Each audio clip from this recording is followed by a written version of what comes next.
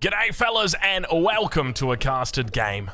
We are here on Himeyama, one of the brand new maps for Age of Empires 4 in their expansion pack, the Sultan's Ascend. Welcome, ladies and gentlemen, to a very fun matchup today. We've got the English, we've got the juicy legacy. Let's introduce our players. Spawning on the west side of the map in the color blue, playing as the English, it's Averley. And on the east side of the map, in the color teal, playing as the Juicy's Legacy, it's Crackety here. Ladies and gentlemen, welcome to Himeyama, one of my favorite maps, and to be honest, the new Altai. If you get it, you get it. Anyway, if you're enjoying this Age of Empires 4 content, make sure you leave a like, hit that subscribe button, and of course, ring that bell for notifications. I feel like a little bit of, was it Enrique Iglesias? You guys remember the song? Ring my bell, ring my bell. Make sure you guys ring my bell. I think it was, I want to say it was Enrique Iglesias. That's a name we haven't heard in a while. You know, where has that guy been? Do you reckon he's just, you know, is he just living on a beach somewhere? Somewhere in, if I remember, was he Spanish? I feel like with a name like that, you're probably Spanish. So he's probably living it up on a beach somewhere nice. Anyway, Enrico, this one's for you, buddy. Let's get to it. Ladies and gentlemen, we've got ourselves a little bit of a cool opening coming through from the English. One of my favorites. I learned this one from Divine DFP back in the day. Averley's going to be going for it. It's going to be a wheelbarrow opening. Now, this kind of points towards a certain direction. I don't know whether we're going to see that here, but the direction is 3TC Fast Castle. It actually makes a lot of sense to be going for, early wheelbarrow when you're going into 3TC Fast Castle, because one of the big issues with wheelbarrow is that there doesn't really feel like there's anywhere good for it to go. One of the interesting things to note is he's got a 4th villager out here on gold. Normally we'd only put the 3 villagers on gold from the beginning and then rally up to 10 villagers on food. So I wonder what his plan is going for here. But anyway, the point was that there's not really a nice window to get wheelbarrow if you just ignore it when you're going, you know, Fast Castle 3TC. You can get it in the transition period to Castle, but it feels like it comes in a little bit too late. Whereas if you just go for it early, you're going to be a bit behind on villagers, but it does get made up for in the fact that you've got wheelbarrow, which is just nicer than having, you know, 1 or 2 villagers extra, I think is what it works out to be. Of course, in the end, it works out better to just go straight for raw TCs. But that's not always about going for the raw numbers. Sometimes you got to go the smart choice as well. But let's check in on the other side of the map and see what we can infer from Crackety. Crackety at this stage of the game looks to just be playing a pretty standard opening. We do see a villager out on the map here. He's looking for berry bushes. I know it. I can feel it. The great thing is when you've got this, what you do is you hit the meditation gardens and you can scout with the meditation gardens into the fog of war. So he knows if there's berries over here. You can see him looking for them. Does he not see? He sees the berries here. What's he looking for? Council Hall coming down on the other side of the map. It looks like he thought he was going to find something down here. Doesn't actually realize it. He's got the berries and the gold on the south side, but you're in a bit of an awkward spot. Look at this. Like, he could go for maybe one here, but you only get a little bit of wood.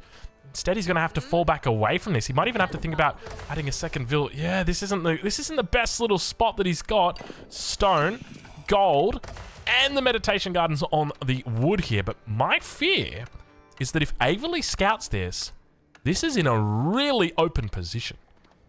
Now, Averley's on the other side of the map at the moment. I say other side of the map. He's, you know, well, he's not really that close, and it's probably unlikely. I mean, he might move down here. Hasn't spotted this area yet, so it is likely. We'll have to see how he plays it. But for the moment, 4 villagers on the landmark. You can see he's got 100 gold in the bank. This is more pointing at going towards a feudal age play here. So we are probably just going to see, oh my god, I'm liking this a lot. Put the 4th villager onto gold to get 100 gold for the upgrade, and then that gives him 100 gold right as he clicks up, so he never has to go off or back onto that gold and just goes into double broadaxe. Off this, I'm assuming he's just going to put down a Rax and go spear crossbow. Or spear crossbow. Spear crossbow? Spear crossbow. No, spear longbow, sorry. I say spear crossbow like it's good morning. Trust me. It's I enjoy it a lot. Anyway, 30, 60.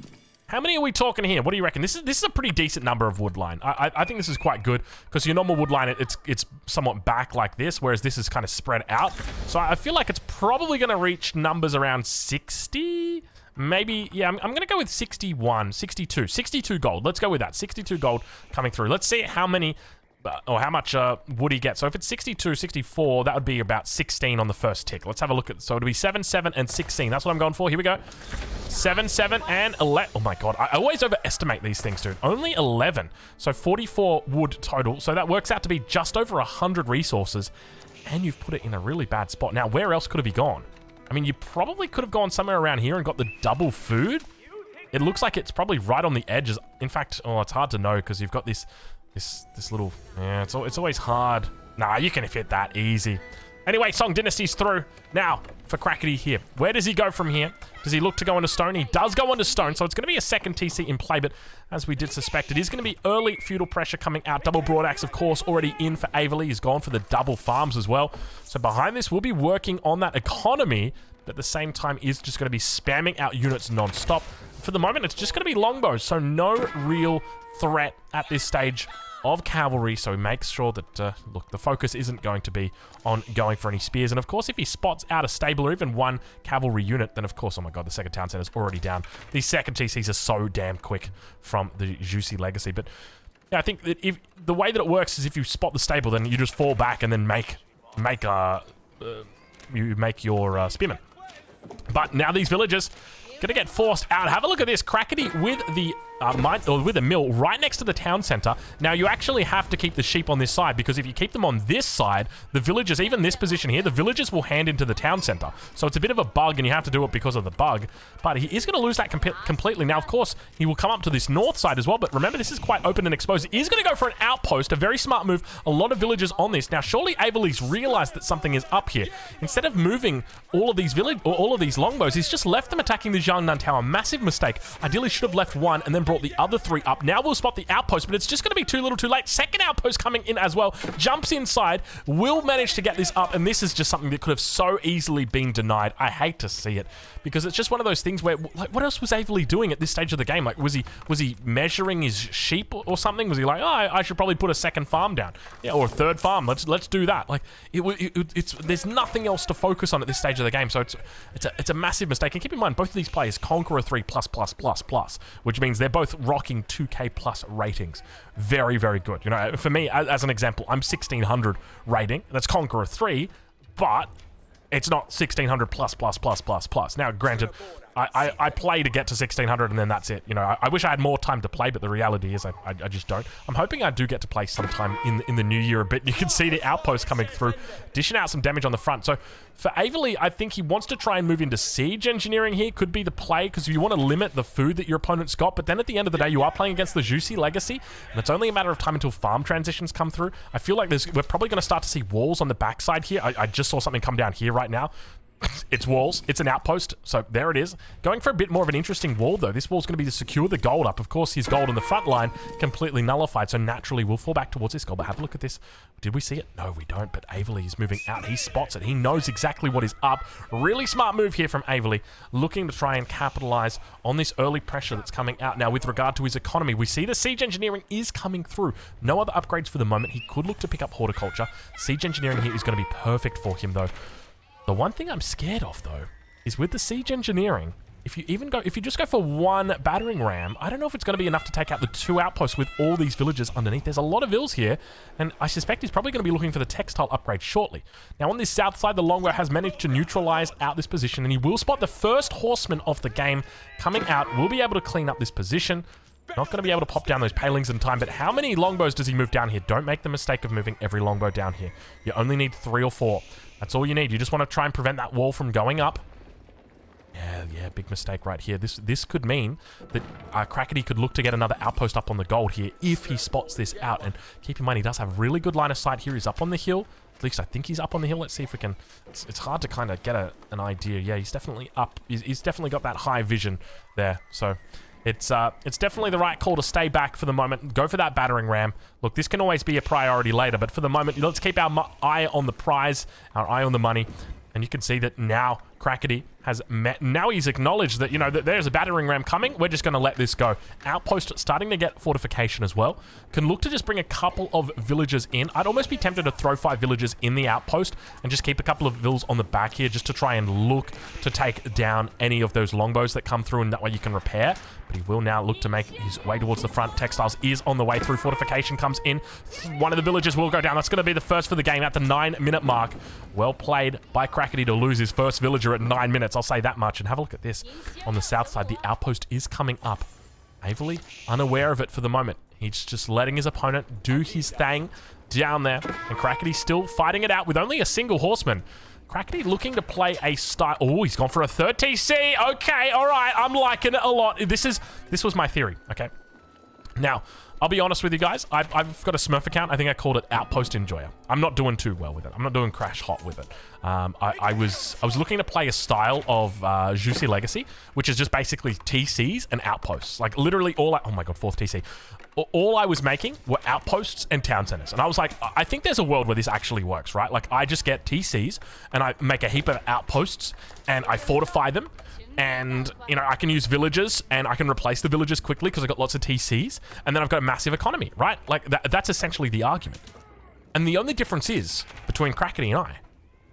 Crackety's actually good. And that's where I think this strategy might have potential. Oh, excuse me. I got a little bit of a... I don't think I'm hiccuping. I think it was just a burp. Sometimes you get those burps where it's like there's a little bit of air that comes up and it's like, hello, how you doing? I think I had one of those. But at this stage of the game, honestly, Crackety's perfectly fine. Like, he doesn't even really need to worry in this position. He's managed to secure... Well, I was going to say he's managed to secure the gold up towards the north. But to be honest, he doesn't even really need to worry about that, right? He's got Imperial officials. He's got taxes. 104 out here. 167 here. 101 here. 25 out here. Like, there is plenty of tax to be had out here as long as you pick it up. 102. Like, this is more than enough gold just to age up right there. But it looks like behind this, we will be starting to see the triple granary transition. Outpost comes down. He wants to keep a little defensive arc on this backside, prevent those units from coming through. Averly up to 36 military population. The English player is going all in on military. Look at this behind this. No second TC.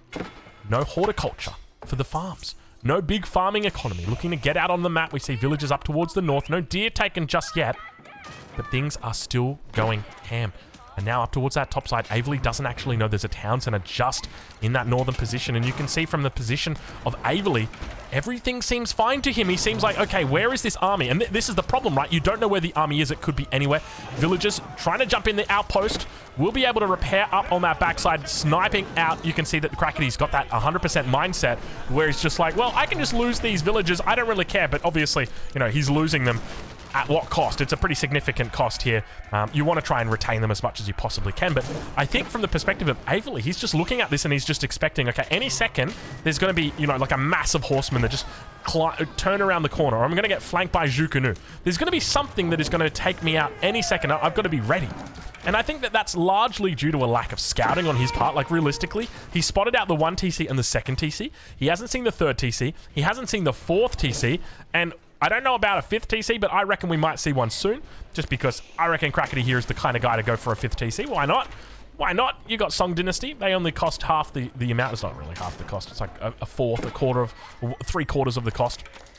And now the upgrade's starting to come through for Crackety. Wheelbarrow, double broad axe, and horticulture. He's got 67 villagers closing in on that magical number that we are about to witness. Let's see if he's able to skip over it or whether he sticks to it. He's got a couple villagers in queue. Here we go. There he is, 69. And boom, straight out of it into the 70s. Onwards he goes. Secures the gold in the north. And surely Averly should have put 2 and 2 together at this stage that everything is not as it seems. Now Crackety moving out towards this mill or this deer on the other side of the map. Keep in mind that as the English, it's rare that you actually go out for these resources because you're mainly staying in your base. But the villagers are pretty close to this, and I suspect will be found out. Whether Crackety actually realizes he gets found out, though, is going to be a different story. Battering ram still working its magic on the front with the Jiangnan Tower. And now Crackety, this will get spotted out. There's a lot of villagers here. Look at this, 13 villagers. You surely would see this. And immediately, you know, jizz in your pants. Look at the vills. The vills spot the villager here. So they've spotted each other. They know, but This isn't really, you know, you don't really see too much going on here. Horseman is going to come up. He's got a little patrol route on. 46 military against 4. Now, granted, the only military he's made is from the production buildings that he's putting down. And we start to see those production buildings coming down. He's delayed this quite a bit here, but keep in mind, this landmark has actually never been found. And if Crackety loses the second landmark, and then the third landmark, when the first landmark comes up, things are going to be tough. Outpost now coming up on the front line. He's rushing it up. One of the villagers is going to go down here. Second villager probably going to get forced away. Indeed, they do get forced away to that top side. Immediately running towards that position. And now that landmark is down. 3 battering rams work their way in. Has Averley spotted? Averley has spotted this landmark. I'm curious why he didn't go for this first. Maybe just a little bit fearful of that bug. On the top side, the gold gets scattered out. Idle villager. Gonna get scout checked. But have a look at the population difference between these two. 88 economic pop versus 50 economic pop. There is a significant difference there. In the north, the scout does get taken out. And now those outposts are starting to push forward. He's had to fall back off the wood line. You can see that we do have the arrow slits, or rather the hand cannon slits coming through. And now the Jukunu looking to join the battle. Crackety starting to fight back against his opponent. 4th battering ram joining the fray here. The Jukunu are going to be a slow but steady bursting of damage onto these battering rams. And now all Averley needs to do is connect the dots. He's taken out, or is about to take out. Well, hold your horses, Drongo. Don't get ahead of yourself, my friend. We're going to switch it over to income. 16 minutes into this game. Check out the difference between these two, as these Jukunu are going to struggle against the longbows. You can see the longbows have got that wonderful range against them. Just able to tee off. The Jukunu just able to focus down the battering rams. They don't even care right now. Look at this. They're just burning down the battering rams, jumping inside the town center, firing off towards these units. You can see that the longbows now going to have to move forward to try and pick off the villagers. Jukunu come in close. The town center going to be doing a little bit of covering fire here, but it looks like the TC is going to stay alive, at least for the moment. Meanwhile, on the backside, the villagers still living their happiest life. Longbows do get caught up in the outpost foundry. The outpost shenanigans that are going on back here. And now Crackety here, still holding on for dear life. The Jukunu numbers are building up. He's managed to pop them out of the town center. And just like that, the GC Legacy demonstrates why it needs to be nerfed. It is so damn stupid, this civilization. How do you possibly go 4 TC and then just hold? And you just, hey, I'm just going to go 4 TC and hold. Like, it's a little bit ridiculous. Is it not? Is this not silly?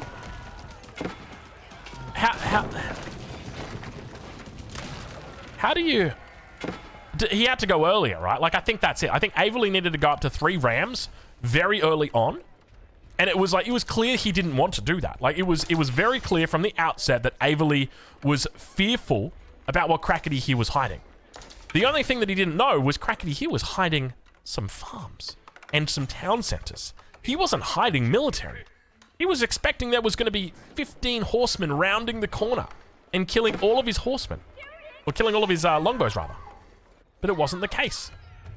Villagers once again chased away. Nice little distraction here on the front. Double the economic number at the moment Crackety's got over Averley. Averley's taken out one of the landmarks, the Jiangnan Tower, considered by many to be on the weaker side, except for Don Hardy, who considers it to be S+ tier. We've seen what he can do with it. But Don Hardy's not your average bear, we'll say that much. He's more of a twink. But yeah, up towards this top side now. It looks like trouble is gonna... Anybody who gets that reference, I mean, that's just an LGBT plus Q reference, right? Like, there's nothing special about that. That was a funny joke, Drongo. Good stuff. Keep it up. Keep up the LGBT plus friendly jokes. Those are good ones. Anyway, Don Hardy going to be the butt of our joke. Oh, poor Don. Oh gosh. Anyway, up towards the north side, Crackety is going to lose out a couple of villagers, but the villagers he doesn't care about. It's the gold that he cares about. He's got 1,500 in the bank, so he's going to be absolutely fine with the prospect of losing this, but he's holding on in the Feudal Age for quite some time here, and this is not your average game, you know? Coming into this game, my first thought was, I want to see how Crackety here, one of the best juicy legacy players in the world, takes on the English. But now I've just seen, like, he treats it a bit of a meme, realistically. Like, this, it just feels like a meme game. There are so many archery ranges back here. How many has he got? He's up to 1, 2, 3, 4, 5 archery ranges, pumping out Jukunu non-stop. Well, not anymore. He's actually stopped producing. Now able to push back these longbows. Where does Averley go from here? Has he gone into a second TC? Doesn't even look like he's gone into the second TC. He's just keeping it real on the 1 TC. But behind this, we do see he's picked up all the eco bonuses. He's starting to get his farming economy going as well, up to 25 farms now. And still the Meditation Garden sits strong. I wonder why Averley didn't actually look to siege this down. This is kind of wild, right? Because all you really need to do is take out the Meditation Gardens and put an outpost on it with an arrow slit just to make sure no sneaky villagers come down there. That's pretty much it.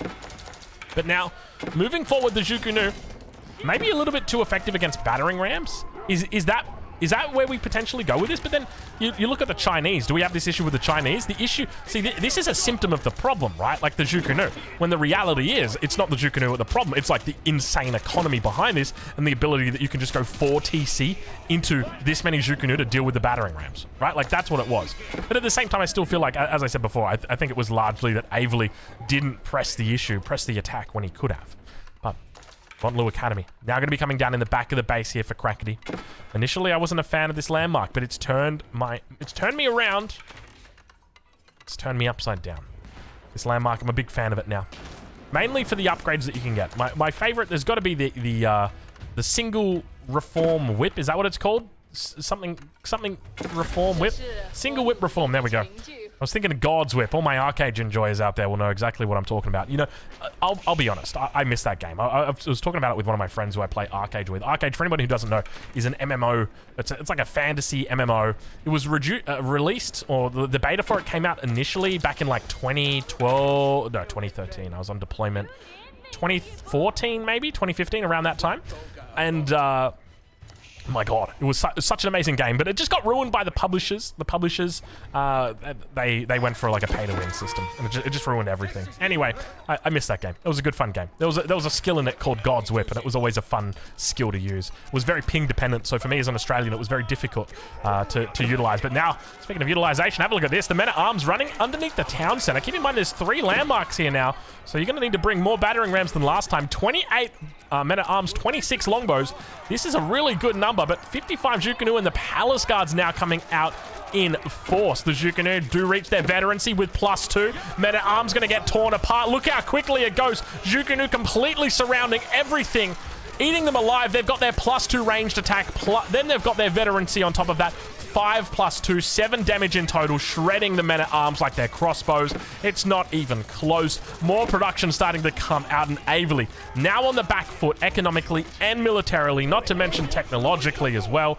We might even throw a couple more in there. You know, emotionally is on the back foot. Sexually is on the back foot. Physiologically definitely is on the back foot, quite literally. Literally is on the back foot. Oh, there's so many different ways that you can interpret a back foot. But, look, at this stage of the game, it's not looking pretty for him. Half the economy, 1/3 the military. When it comes to the ages, he's at 2/3 of the ages. But I suspect that Crackety might be thinking about going one up on him again there. White Tower now going to be coming in on the front of the base. It'll be the last chance defense. The White Tower. Let's get a picture. Give it to me. Oh, you love to see it. You love to see it. What's going on here? It's here. I almost sound a little bit like an Irish person. What's going on here? Here. Anyway. It looked like we were seeing the Northern Lights for a little bit there. In yellow. Alright, so Averley's up to the Castle Age. Men-at-Arms are going to get their upgrade to veterancy. Well, not really to veterancy. They don't become veteran men-at-arms. They just become men-at-arms. Like, they've received their full qualification at this stage. They're no longer early. They're no longer cheap. Hold on. What are they called? Because earlier, the Feudal Age, Dark Age are called something else. There's early, and then there's, like, trash. Trash men-at-arms. Early men-at-arms. Dark men-at-arms. No, it's... I can't remember. There it is. Look at that. He's skipping straight to Imperial Age. Temple of the Sun now going to come up. He can look for... This is actually really nice together. Paired with the Zhuku-Nu. This is super duper nice. Let's see what upgrades he goes for. He's got plenty of gold in the bank here. By the way, have a look at the economies. Talking about 3,500. Almost 5,000. Shaolin Monastery down straight away. He's going for cheaper units here. Instead of going for upgrades, he's just going to go for Imperial Age. Scare the opponent off. And then get the cheaper units as well. Very, very interesting to see. Palace Guards now on the defensive.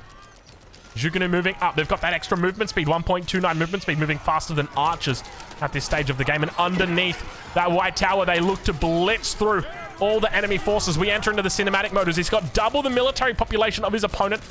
Men-at-arms getting shredded on that front line. Might need to think about heading into their armor cladding. Villagers going to be chased back away from this position. It looks like we might have another mill getting thrown down on that west side. But still, the White Tower should be able to shred through most of this Zhukanuk presence here. Town Center also going to be throwing it down.